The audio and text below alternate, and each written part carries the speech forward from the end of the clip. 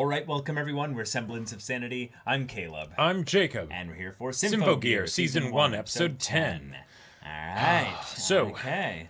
Tsubasa is gonna go overseas. Yeah, Okay. yeah. She's signing on with another country's kind of production kind of crew here. So by going overseas, we end up with the possibility of making things a little bit more of a global story with new characters. Yep. But Awesome. also, this could be just a bit of a ruse to set up a little bit of some shenanigans with a rival government that's trying to get access to the information and tech that they have, and relics that they have access to here. Right. But we had characters all across the cast kind of, realizing that they were capable of change, even if it wasn't necessarily something they were comfortable with. True. Chris and Ryoko being two primary ones for that, with Chris actually helping fight the noise for one, but also maybe letting Genjiro help her out occasionally, give her food and stuff. Yeah. And then Ryoko realizing, wait, was I about to talk about my deep character motivations to these people that I'm betraying? To these little girls that I'm betraying. I mean, it's hard to call what they have as a relationship actually something so serious that she'd actually be betraying them. Right, she's just a double agent. She'd be more betraying the organization that they're all connected to. Yeah, Yeah, because, do you care about them? Right. Do you care about them a little bit? No. Maybe? No, it's not possible. Could it? No. Could she? No. Yeah. But maybe. So y'all, without further ado, let's get into this. All right, everyone, now be sure to go check out the reaction portion of the video in the description below, then come back here for the discussion.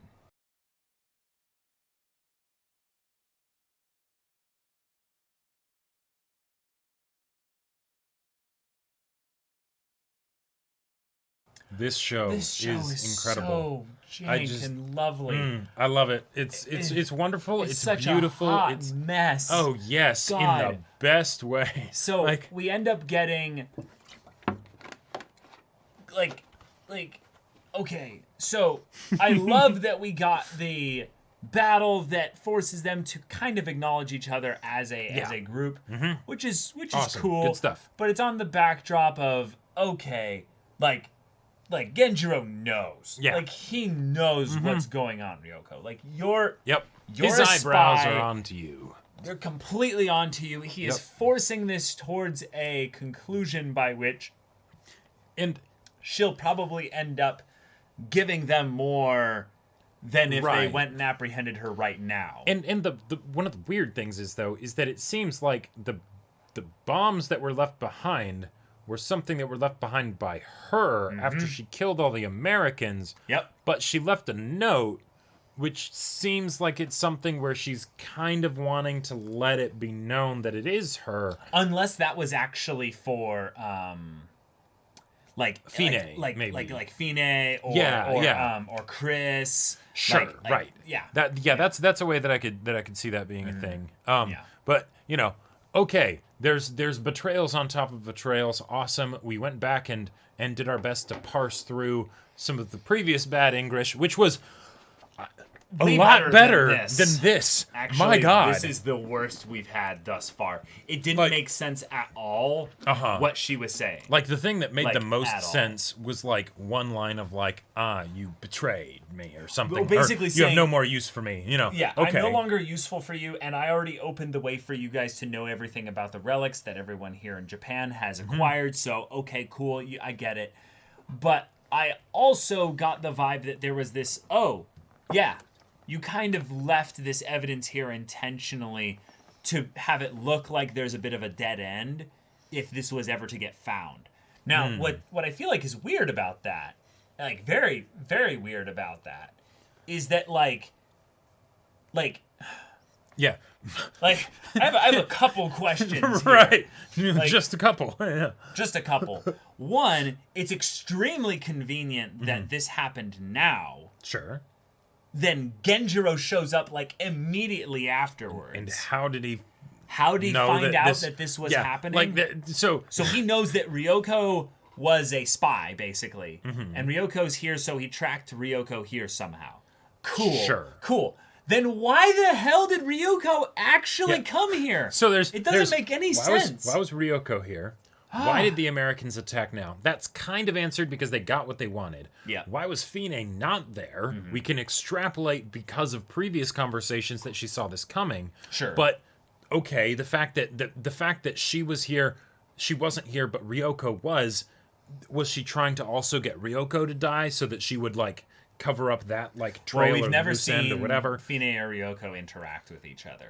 Right, that's true. So it's just supposition they that they might were not know each other. Right, but at the But same then time, Ryoko's here, why so- would Ryoko be here? You Yeah. know, but at the same time, if Genjiro's there, then you know, who knows? Yeah, the whole thing's kiboshed basically for their whole setup here. But then the fact that maybe that's because Chris Right. basically let it slip to Genjiro by her movements or something that this place existed. Yep. So therefore he actually tracked Chris here.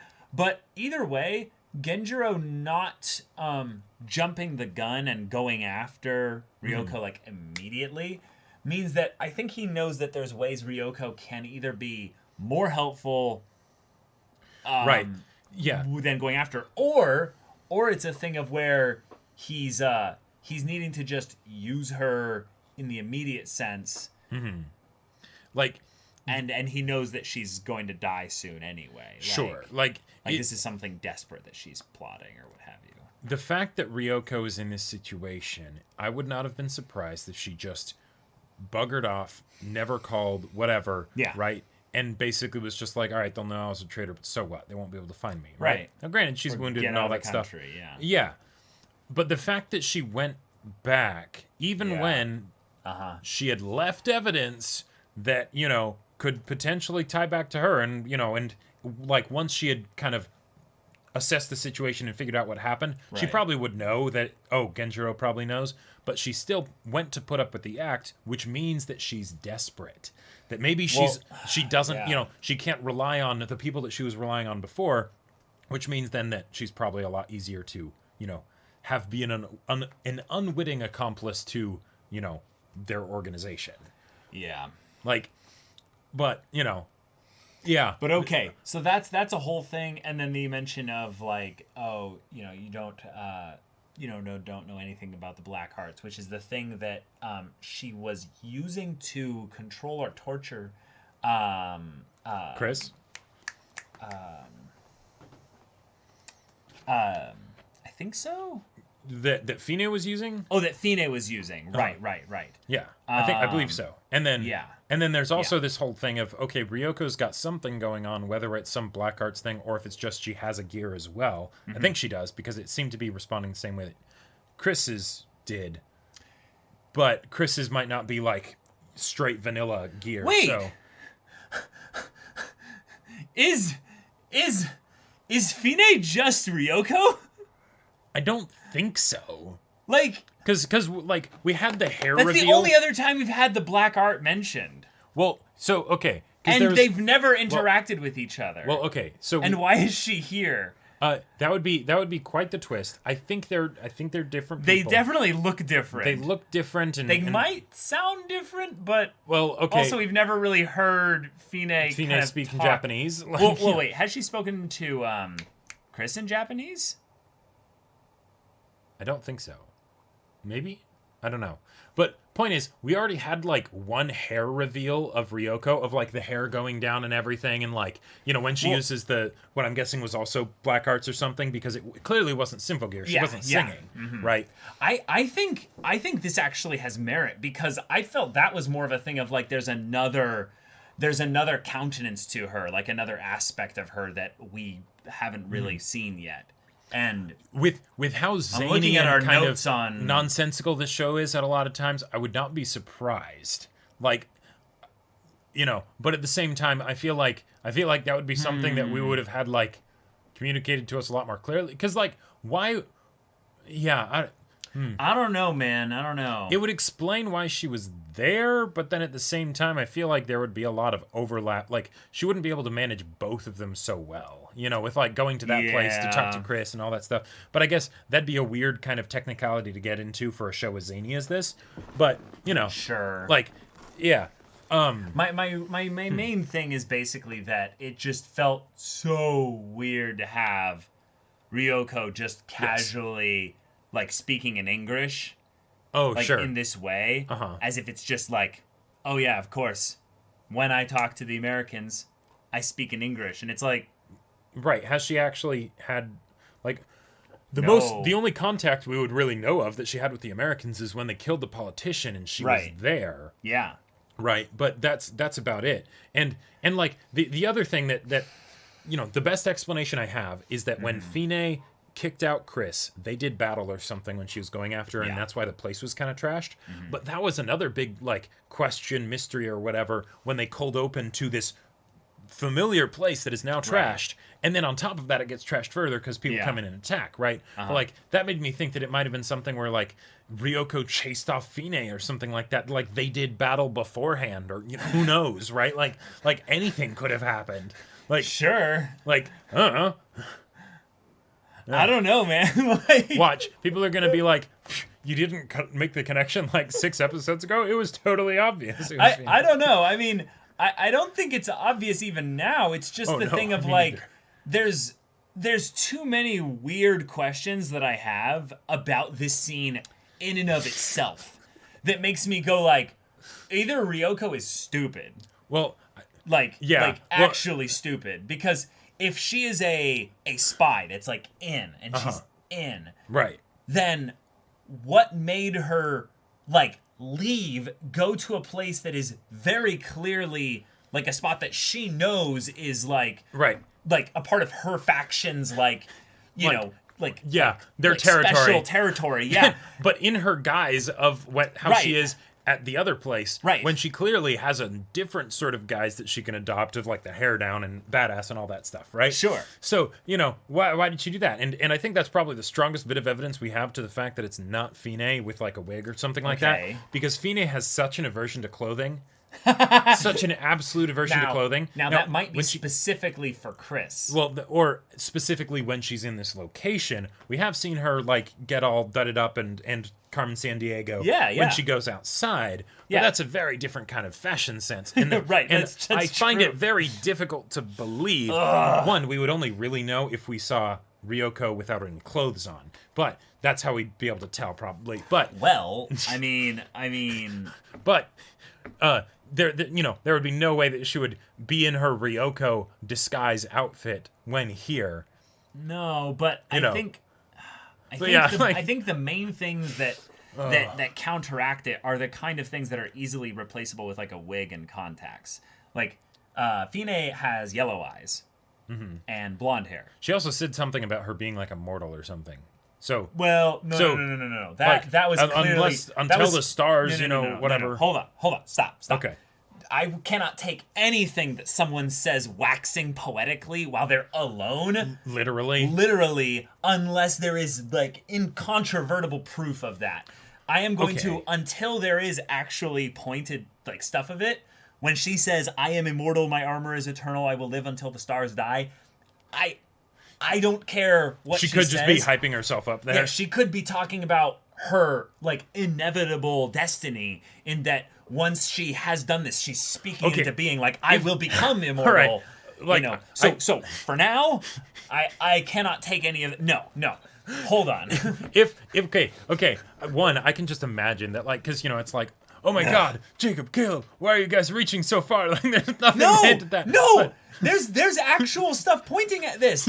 Like it just kind of came to me and made sense. It's the idea that no, like the thought crossed by mine too, dude. Like, yeah, because I like- don't think this was something that like just came upon me. I think like that's something that I had maybe thought about, like the idea of like Ryoko like having like another identity or like another like persona or something, but like not necessarily Fine. No, like we can only have one female character in the show that's not in high school.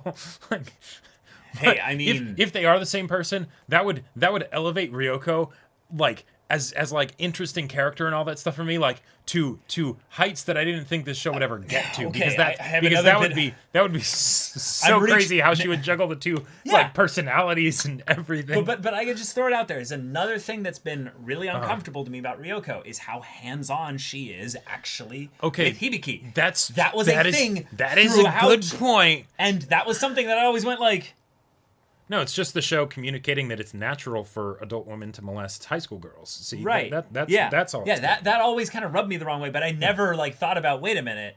There's literally another character that does is that. Extremely hands-on in a the only creepy, other adult nasty female way. character. Yeah. Yeah. Yep. So maybe that's just how the show is like communicating that these are part of the bad guy group, you know? I disagree. And No, because Ryoko's like loyalties were maybe gonna waver, it's like, okay, they wouldn't have it get as extreme as it got with Phoenix. See, that's the thing. Ryoko seems way too like in this world of relics and all that. Like it's way too. Phoenix seems really removed. Like whereas no, she said like, I am immortal, my armor eternal, I will live until the stars die. Yeah. She's gone full prophecy. No. Like, That, in my mind, that's removed because it's the I am above this. I am separate from this. I am a being that lives among the clouds. You know. I disagree. I think that's more of the thing of I will take on this.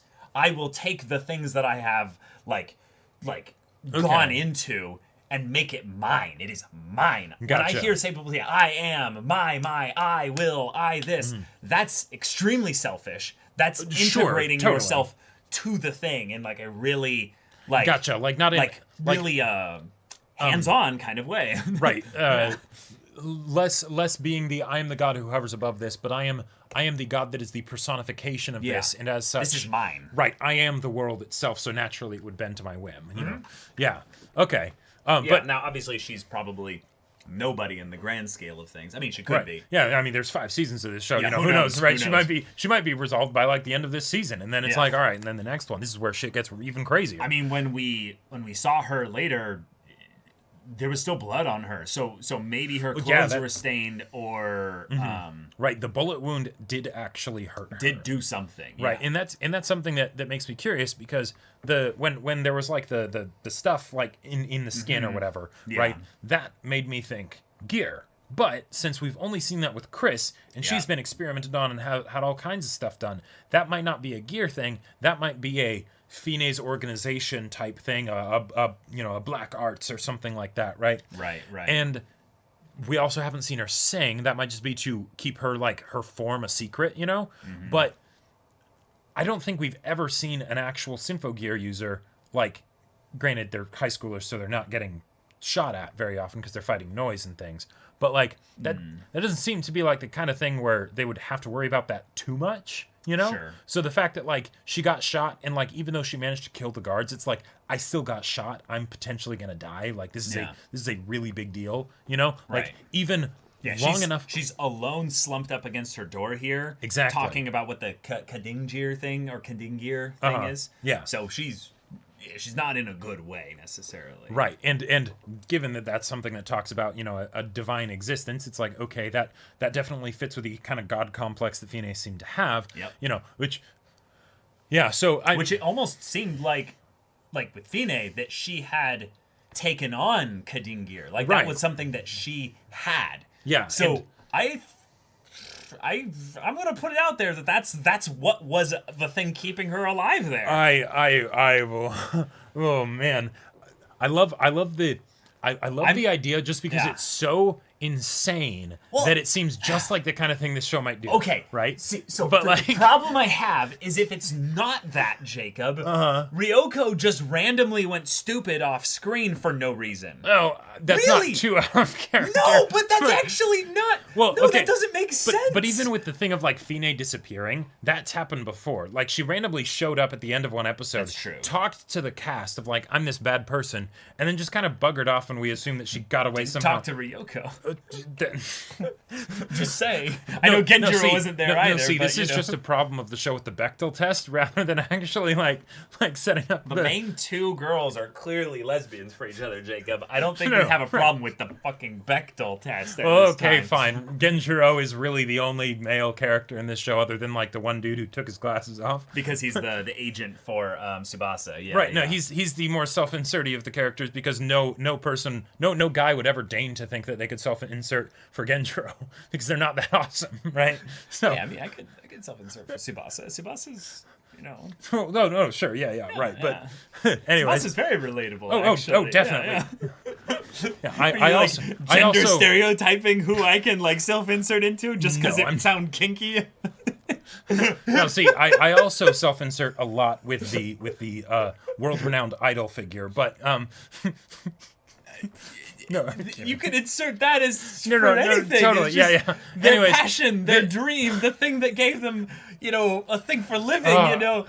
This discussion is so good. I love the my energy God. of this show so much. The Yeah. fact that it can do things like this, It's- and I legitimately don't mind. Like, it actually becomes a Kill feature that makes of sorts. less sense. Right, and I didn't like. Oh my Yeah, that's a God. good way of describing it. Yeah. Because Kill la Kill. Vibe-wise, obviously they're very different. Right, very types very of different, themes very different and shows stories, and all yeah. that stuff. But like Kill la Kill, it has a very consistent logic to it. Like if you can see the logic sure. there will be the people that like deny the logic's existence and whatever, and but it's very much there. This is like consistently illogical, like if anything, and it's great. I love it. And then you have things like the end of the second half of the episode where they do the fight and everything, and they have to talk about friendship. They stop It was so defending the sweet. town, to like have this conversation and hold hands and everything. And maybe the reason I don't have armed gear is so that way I can hold your guys' hands, because that's my real power. It's like, oh my God, this cheese is glorious. I love it so much. And it is probably doing Thank you for reminding us about the fact that she doesn't have armed gear. That was right, yeah.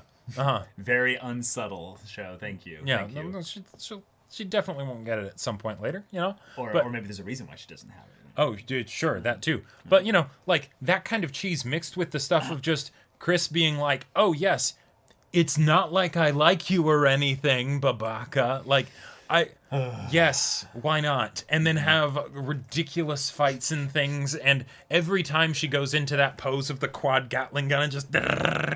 God, and her song is so good. Oh, it's so good. When you. Right, like, And then she always sings the chorus, it seems, but then this time she started off like at the first verse or Right. some kind of refrain or the back part or And something. there was a logical reason for it, because with someone like Tsubasa, it's she does a performance, an actual performance, and then there you go, that's why she does a full song. Right. But in a situation with the other characters, it's like, okay, how do we get them to do it? We have to charge up an attack because there are flying enemies and she's the ranged combatant. Right. That makes sense. The fact that it is also stupidly awesome and just ridiculous in the presentation and everything is just, an added side benefit. So Megadeth Quartet, shooting a bazillion rockets and like eat your heart out, Tony Stark. Like this was glorious. Yeah, and then we have happy lesbians about to be torn apart by a really wonderful not confession where Hibiki says everything but I love you to Miku, and you're the sunshine that warms me up. Like gone, you are light. Like I'm drawn to your side. It's the warmest spot. It's been like that. It always will be. So I'll come back to you no matter what. And we have this that is clearly like setting up the oh no, what's going to happen. While we have the first scene episode of the show where it's the no. She's the one that's going to die. Miku's the one that's going to be sad. So we think that that's what it's being built up to. But then at the end, it's Miku at the school who's in danger. Okay. Yeah. Again, though, there's a possibility that Hibiki actually doesn't die. Totally, but we still need to have that scare happen, where it's like yes, of course. Unless, of course, it's like one of those Gurren Lagann things where it's like, what was that scene with Kamina at the very beginning of the show in space? And don't think about that too much, But wait, wasn't that always Simone though? No, it was Kamina. Like if you look at the glasses, it was. But. Wasn't it wasn't it Simone though? I'm pretty sure it was Kamina. It's Gurren Lagann, right? Like it's not Gurren Lagann. Okay, in the dub they call them Gurren Lagans. I used to call it Gurren Lagann because I think that's cooler, but I don't know. Oh, whatever. Yeah. Anyway, this was a crazy discussion. I don't know what happened here. I love this show. Please, more. Let's go. go. Like let's have a crazy finale for season 1. Like because there's only a few more episodes left in season 1, right? There's only 3 more. Right. So, just enough for Hibiki to get on the scene, save Miku, have a love confession from Miku, kind of in response to Hibiki's sort of love confession. And then Hibiki can use her final song because, have a dramatic confrontation with Ryoko. Yes, just the situation is that dire. Oh, yeah, okay, Ryoko is such a cheesy cliche of a character. Oh, most of these characters are, and yet I was gonna say, wait, love them so much. Like what is it? What makes that so special? The whole I'm a double agent, but it's so complicated and things like that, and I don't know how long I can keep up the act. And the I'm a lost, like, edgy, angsty, teen with a really horrible backstory that's going to, like, be warmed by the power of friendship and head pats and everything, like, and good wisdom from Genjiro. And also calling out Genjiro's ridiculous abilities of, like, wait, hold on, what about just the crazy shit that you can do? Oh, I canceled out the explosion with a martial arts technique. That part was so fucking funny. Get back and fist in the North Star, Genjiro. I mean, not really. I want you to stay here. Yeah, please stay here. But like, these girls will not survive without you. Like, right. Jesus Christ. No, but actually, that's another like interesting point though. Is that bringing up the idea of, like, yeah, why she did totally the episode, has powers. She saved me. Why back did at the that episode time. show Ryoko, like, getting flashback to that thing of her powers, which we very much pointed out as, like, that's weird, right? And apparently everyone else was surprised by it when Hibiki said that. They were like, "What?" Yeah, exactly. So, I'm telling you, man. I'm telling you. Oh man. Anyhow. But y'all, thank you so much for watching this episode's reaction and discussion. If you want to see the next episode's reaction and discussion right now, though, go check out the link in the description below. For our Patreon, you can get an early access there. You can watch full-length timer reactions there, and all this comes with Discord access. You can chat with us in the community there about this show, about anime in general, and also be sure to check out our Twitch channel. We stream every weekday. The info's in the description. Yeah, so if any of that interests you, we'll see you there. But until then, we're Semblance of Sanity. I'm Caleb. I'm Jacob. And we'll see you all next time.